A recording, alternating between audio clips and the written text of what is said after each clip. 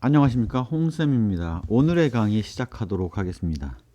이전 시간에 말하자면 그 주식의 시가총액은 프리캐시플로우의 그 현재 가치로 할인해서 볼 수 있다는 얘기를 이미 말씀을 드렸었고, 그러한 것들을 보기 위해서는 결국 R이라는 요소는 우리가 그 장기 투자를 하면서 감당할 수밖에 없는 요소이지, 그 할인율 R은 별로 조절할 게 없다. 뭐 리스크 프리미엄 정도, 위험 프리미엄 정도 조절할 수 있는 게 바꿀 수 있는 게 있고, 그 개별 요소는 그냥 감수하는 수밖에 없는 요소다.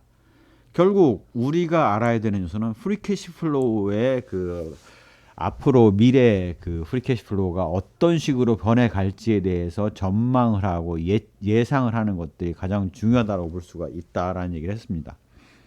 더불어서 프리캐시 플로우에 영향을 주는 요소에는 거시 환경이 있고, 산업, 뭐 플랫폼 기업이 등장하면서부터는 생태계라고 얘기를 많이 하죠. 그다음에 기업 내부에 미치는 영향, 특히 궁극적으로는 현금 흐름인 프리캐시 플로우에 미치는 영향을 우리가 중심으로 보게 된다라는 것들을 말씀을 드렸고, 이런 프리캐시 플로우는 발생된 금액을 기준으로 보는 게 아니라 앞으로 미래에 예상되는 금액을 보는 거라서 규모, 성장, 사이클, 기타 변동성 등을 감안해서 봐야 된다라고 말씀을 드렸습니다. 바로 이렇게 프리캐시 플로우를 규모, 성장, 사이클, 기타 변동성으로 나눠서 본다라고 말씀드렸습니다. 그래서 분석을 할 때는 기본적으로 거시 환경에서부터 현금까지의 기본적인 구조를, 프리캐시 플로우가 나타난 구조를 하나를 설명을 하고요. 향후 전망의 부분은 그 성장 방향이라든가 어떤 사이클에 의한 변동성들을 감안하기 위해서 이렇게 전망으로 이렇게 두 가지로 나눠서 살펴보게 됩니다. 그다음에 나머지 이제 기타 요소들을 안정성이라든가 뭐 계절성이라든가 이런 기타 요소들을 여기에다 섞어서 설명을 하게 됩니다.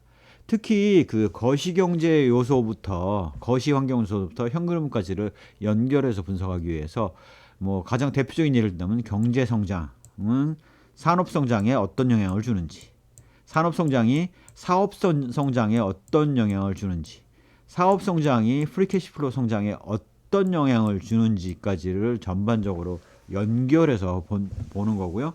사이클 요소도 이 경기 사이클, 산업 사이클, 경기 민감도, 그다음에 투자 사이클과 같은 것들을 연결해서 보는 것이 바람직하다라고 말씀드릴 수가 있겠습니다. 그래서 그 틀 안에서 이 각각의 핵심 요소들을 이렇게 배분을 해본 거예요. 거시 환경 중에서 규모에 관련된 요소는 경제 구조, 뭐 GDP 규모, 기술 요소, 성장에 있어서는 경제 성장, 그다음에 앞으로의 그 방향성을 유도하는 법제도, 주로 정치 요소죠. 정치 요소는 법제도라고 볼 수가 있습니다. 그다음에 사이클 요소는 경기 사이클, 그다음에 사회 문화의 그 안정 변화 부분들이 바로 사이클 요소로 작동을 하게 되고요. 기타 요소는 인플레이션, 금리, 환율, 물가 이런 것들이 반영되고 있다라는 것들을 우리가 예상하실 수가 있습니다. 저는 이제 이렇게 나눠 봤는데, 사람에 따라서는 뭐 인플레이션을 하나의 그 규모 요인으로 볼 수도 있고, 물가 요인을 뭐 규모 요인으로 볼 수 있고, 사람마다 다르게 그 배치할 수 있다라고 이해를 하실 수가 있어요. 산업 안에도 그런 요소들이 있습니다. 규모 요소에 있어서는 산업 구조, 바로 인바운드, 아웃바운드, 경쟁자, 뭐 엔트리 베리어, 즉 진입 장벽, 시장 내 수급, 이런 요인들이 그 규모를 결정하죠. 그다음에 이제 현재의 규모가 정해졌다라면 이게 산업이 앞으로 성장해 나갈 산업인지 쇠퇴할 산업인지 근근히 유지할 산업인지와 같은 요소도 대단히 중요하고, 이런 산업의 성장을 이끄는 요소는 바로 기술 혁신이라고 보실 수가 있겠습니다. 또 산업 안에서도 수급과 생산 그 최대 생산량의 한계 때문에 산업 사이클이 존재를 하고 생산 능력에 좌우를 되죠. 한마디로 얘기하면 경기 사이클이 산업 사이클로, 산업 사이클이 경기 민감도로, 그 다음에 투자 사이클로 이어지는 모습도 우리가 확인할 수 있는 부분입니다. 그 다음에 이제 그 산업의 그 판도를 바꾸는 요소에는 경쟁 협력 관계, 물류 유통의 관계, 그다음에 계절성 같은 요인들을 우리가 바라볼 수가 있습니다. 경영관리 요소도 이렇게 사명, 관리, 비전, 철학, 이거는 장기의 흐름을 얘기하는 거죠. 경영 철학, 회사의 비전, 그다음에 회사의 전략, 뭐 이런 것들이 바로 성장을 좌우하는 요소이고, 이러한 성장을 뒷받침하는 요소는 조직, 자원 같은 것들이 그 안에 사이클들이 있습니다. 무슨 얘기냐면 인력은 퇴직하는 인력들이 있고 그다음에 신규 채용되는 인원들이 있어서 그 사이클을 띄게 되죠. 대개는 이제 일이 급격하게 커지면 신입사원 채용을 늘리면서 그 다음에는 이제 신입사원을 늘리기가 부담스러운 그런 사이클의 변화가 나타난다라고 볼 수가 있습니다. 기타의 부분에 있어서는 기업은 하나의 기업만 존재하는 게 아니고 그 기업 관련된 계열들의 지원이라 계열로부터 지원받는 요소들이 있기 때문에 계열, 업무, 경영자 같은 경우들이 바로 경영관리에 있어서의 기타 안정성 요소라고 볼 수가 있습니다. 사업에 있어서는 사업이 하나의 사업군만 있는 게 아니라 여러 사업군이 있기 때문에 사업 포트폴리오를 띄고 있죠. 그래서 사업 구조, 원가 비용 구조가 현재의 구조를 결정을 하고 앞으로 각 사업 부문별로 성장이 어떻게 되느냐, 기술 혁신이 어떻게 되느냐 같은 것들이 여전히 영향을 미칩니다.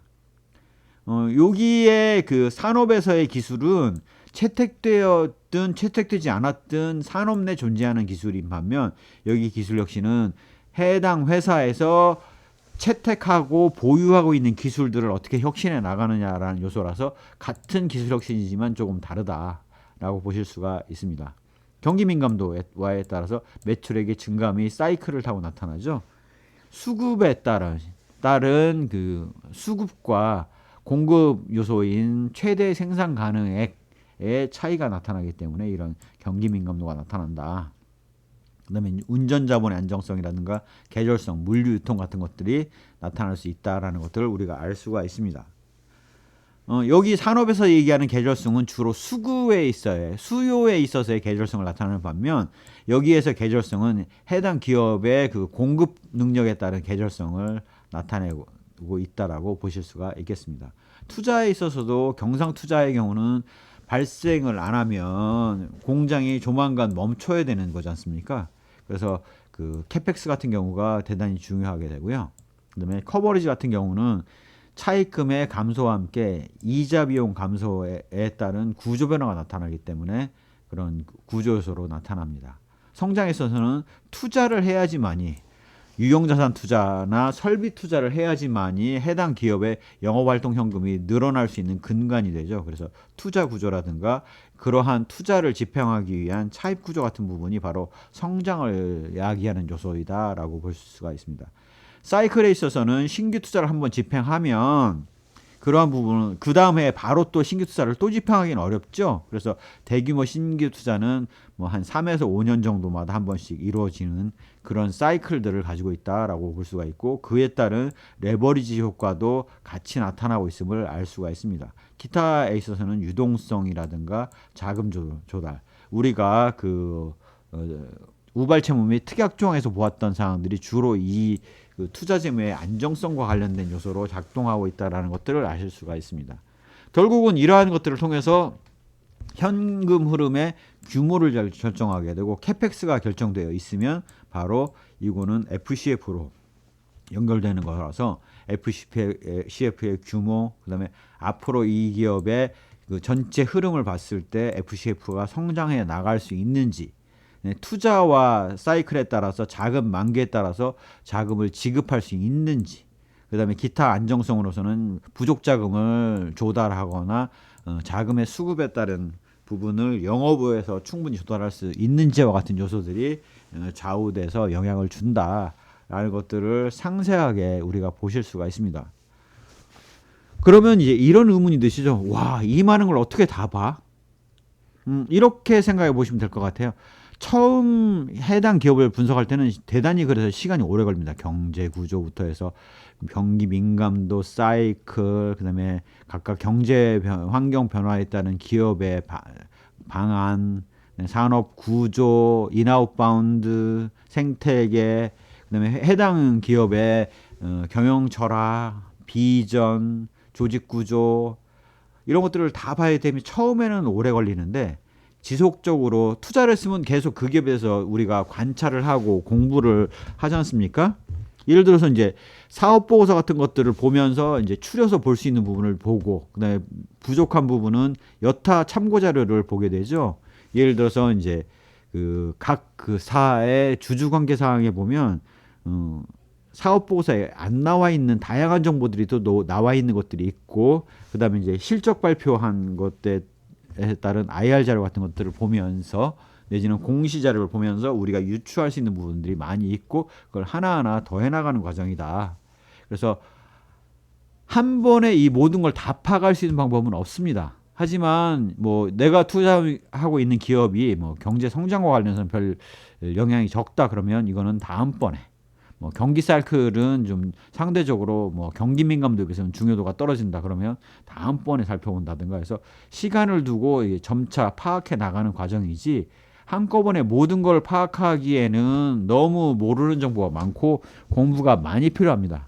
그래서 나름 요거는 괜찮겠다라고 파악을 했다고 하더라도 그걸로 끝나는 것이 아니라 그 기업에 대해서 주기적으로 지속적으로 자료 수집을 통해서 부족한 부분을 메꿔나가는 노력이 필요하기 때문에 한 기업을 투자하기 위해서 분석해야 되는 요소는 아마 투자하는 내내 분석을 해도 시간이 남지는 않을 것이다 라는 것들을 우리가 알 수 있습니다.